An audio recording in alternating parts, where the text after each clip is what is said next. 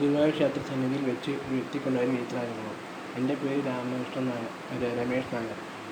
ഞാൻ ഒരു സോഫ്റ്റ്വെയർ എഞ്ചിനീയറാണ്. ഞാനിവിടെ പറയുന്നത് 4 വർഷം മുമ്പ് ഗുരുവായൂർ ക്ഷേത്രത്തിൽ വെച്ചുണ്ടായ ഒരു വിചിത്രാനുഭവമാണ്.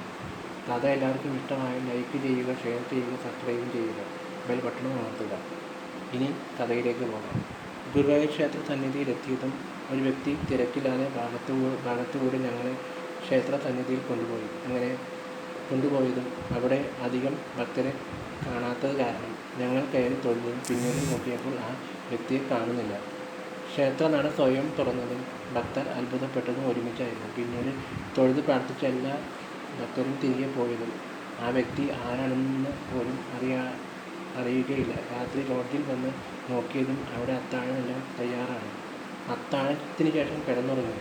തിരിച്ചു പോകുമ്പോൾ കയറി തൊഴാമല്ലോ എന്ന് കരുതി തൊഴുവാൻ ക്ഷേത്രത്തിൽ കയറിയതും നട വീണ്ടും താനെ തുറന്നതും ഒരുമിച്ചായിരുന്നു. പിന്നീടാണ് ഇന്നലെ വന്ന ആ വ്യക്തി സാക്ഷാൽ ശ്രീകൃഷ്ണ ഭഗവാൻ ആണെന്ന് മനസ്സിലായത്. നിർത്തുന്നു.